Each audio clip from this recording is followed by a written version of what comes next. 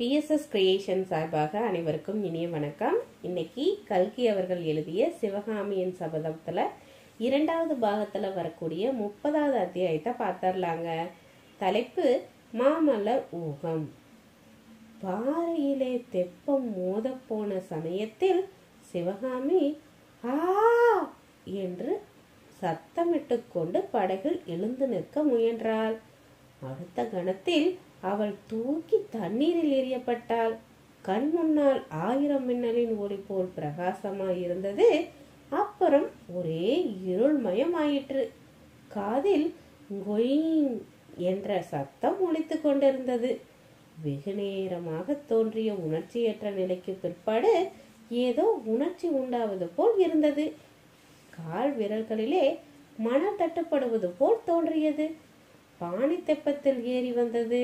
தெப்பம் பாறையிலே மோத போனது முதலிய விவரங்கள் ஒரு கணத்தில் ஞாபகத்துக்கு வந்தன. உடனே தான் தண்ணீருக்குள்ளே மூழ்கி இருப்பதும் மூச்சு விடுவதற்கு கஷ்டப்படுவதும் உணர்வில் தோன்றியது. ஆஹா, மாமனார் மூழ்கி இருப்பாரல்லவா? 2 பேரும் சேர்ந்துதானே வெள்ளத்திலே மூழ்கினோம். ஒருவர் கையை ஒருவர் பிடித்து கொண்டு செத்து போகக்கூடாதா என்ற எண்ணம் மின்னல் போல் உதித்தது.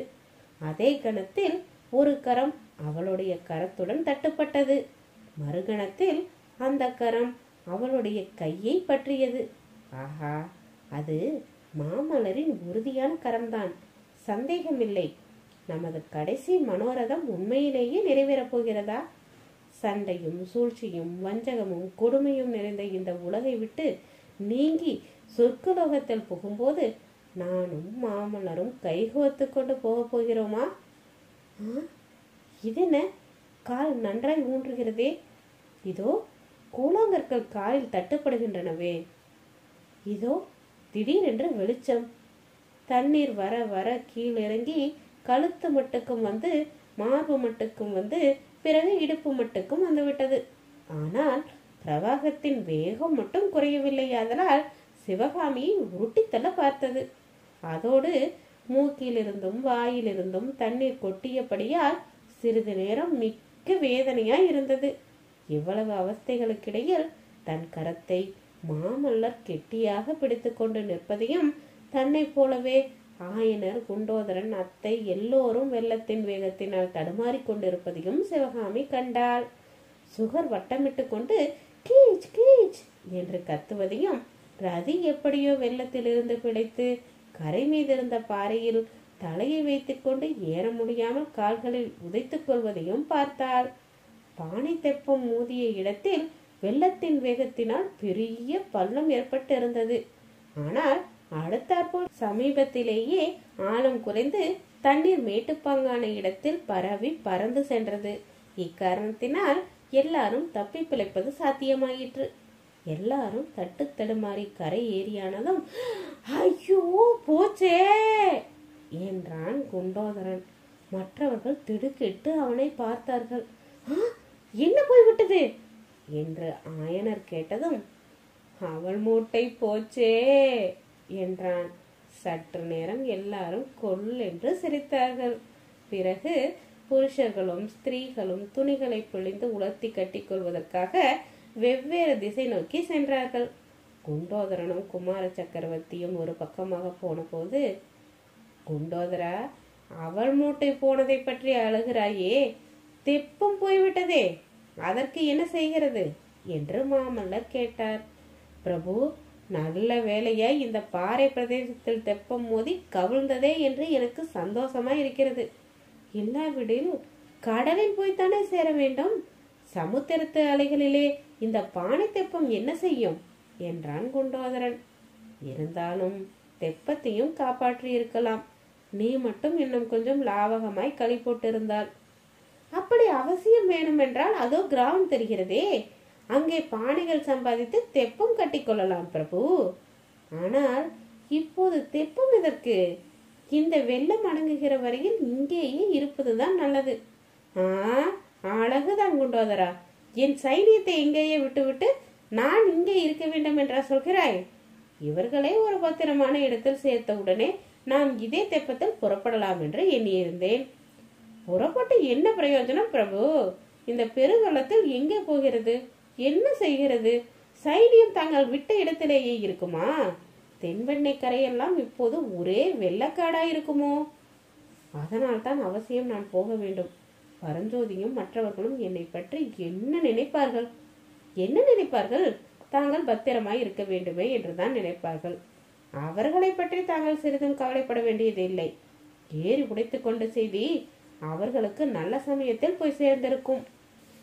துணிகள் உலர்ந்து கொண்டிருக்கையில் குண்டோதரன் தன்னுடைய வரலாற்றை மாமல்லருக்கு விவரமாக கூறினான்.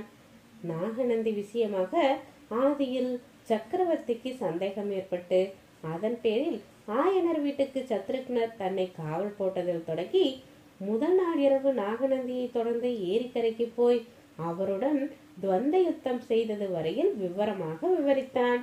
அப்போது ஒரு அதிகார குரல் தன்னை எச்சரித்ததையும் அதன்படியே தான் திரும்பி வந்து வயோதிக புத்தபிக்ஷுவை வெள்ளத்தில் தள்ளிவிட்டு தெப்பத்தை கைப்பற்றி கொண்டு வந்ததையும் விவரமாக கூறி முடித்தான். குண்டோதரன் கூறியதை எல்லாம் கேட்டு மகேந்திர பல்லவரின் முன் யோசனைகளும் ராஜதந்திரத்திலும் மாமல்லருக்கு இருந்த மதிப்பு பன்மடங்கு அதிகமாயிற்று. குண்டோதரனுடைய சாமர்த்தியத்தை பற்றியும் அவர் மிக வியந்து பாராட்டினார். ஆனால் நீ அந்த வயோதிக பிக்ஷுவை தெப்பத்திலிருந்து தள்ளியது மட்டும் எனக்கு பிடிக்கவில்லை குண்டோதரா. அந்த பாவத்தை ஏன் செய்தாய் என்று கேட்டார். அது பாவமில்லை பிரபு, பெரிய புண்ணியம். அவன் புத்த பிக்ஷுவும் இல்லை, ஒன்றுமில்லை. காஞ்சி நகரத்திற்கு கோட்டை வாசலில் காவலனாக இருந்தவன் இந்த நாகநந்தியின் வலையில் விழுந்து தேச துரோகியாகிவிட்டான். அவனை வெள்ளத்தில் தள்ளியது போதாது, அவன் தலையில் ஒரு கல்லையும் தூக்கி போட்டு இருக்க வேண்டும் என்றான் குண்டோதரன். அப்படியானா எல்லாவற்றுக்கும் மூல காரணமான நாகநந்தியை ஏன் உயிரோடு விட்டாய்? அவரையும் கொன்று விடுவதற்கென்ன என்று மாமல்லர் கேட்டார். பிரபு, எப்படியும் அந்த நாகப்பாம்பை கொன்று தீர்த்து விடுவது என்றுதான் எண்ணியிருந்தேன். ஆனால் சண்டையை நிறுத்து என்று இருளில் கேட்ட அந்த அதிகார குரலின் கட்டளையை மீற முடியவில்லை. ஆகையினால் தான் உடைப்பிலை தள்ளிவிட்டு வந்தேன். யார் கண்டார்கள்? உடைப்பு வெள்ளத்தில் அந்த வேஷதாரி பிக்ஷு மூழ்கி ஒளிந்து போயிருக்கலாம் அல்லவா? கூடாது குண்டோதரா, கூடாது. அப்பேற்பட்ட பாதகனுக்கு அவ்வளவு சுலபமான மரணம் கூடாது. அந்த கள்ள பிக்ஷுவால் ஆயனரும் சிவகாமியும் எப்பேற்பட்ட அபாயத்துக்கு உள்ளாகிவிட்டார்கள். பிரபு, மன்னிக்க வேண்டும். நாகநந்தியை பற்றி இவர்களிடம் ஒன்றும் பிரஸ்தாபிக்காமல் இருப்பதே நலம்.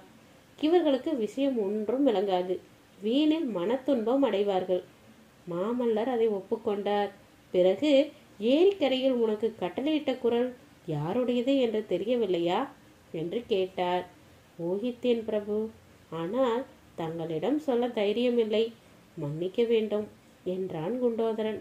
எச்சரித்தவர் மகேந்திர சக்கரவர்த்தியா இருக்குமோ என்ற எண்ணம் ஏற்கனவே அவர் மனத்தில் தோன்றியிருந்தது. குண்டோதரனும் அப்படியே ஊகிக்கிறான் என்று இப்போது தெரிந்தது. மாமல்லரின் உள்ளத்தில் மகிழ்ச்சி, வெட்கம், வேதனை ஆகிய உணர்ச்சிகள் ஏக காலத்தில் உதயமாயின.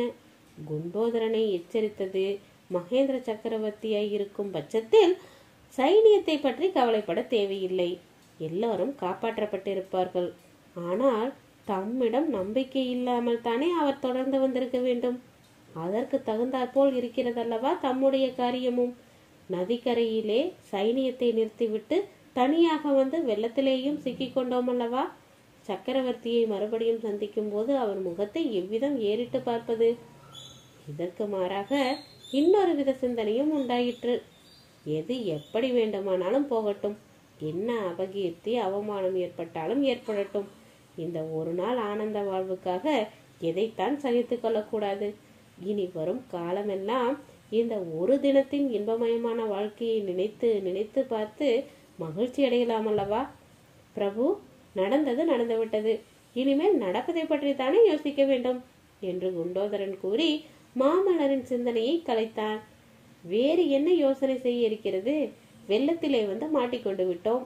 இங்கிருந்து போகும் வழியை தேட வேண்டும். பிரபு, இன்றிரவு தங்குவதை பற்றி முதலில் யோசிப்போம். திறந்த வெளியில் தங்க முடியாதல்லவா? இரவு மழை பிடித்து கொண்டால் என்ன செய்கிறது? எங்கே தங்கலாம் என்று நினைக்கிறாய்? அதோ சற்று தூரத்தில் ஒரு கிராமம் தெரிகிறது. அங்கே போய் நான் முதலில் விசாரித்து விட்டு வருகிறேன். அப்படியே செய் என்றார் மாமல்லர். அப்போது மாமல்லா மாமல்லா என்ற சுகரிசியின் குரல் கேட்டது. அந்த குரல் வந்த வழியே சென்ற மாமல்லர் பாறை அருகில் மகள மரத்தடியில் சிவகாமி தனியாக உட்கார்ந்திருப்பதை கண்டார். அவள் அருகில் தாமும் உட்கார்ந்தார்.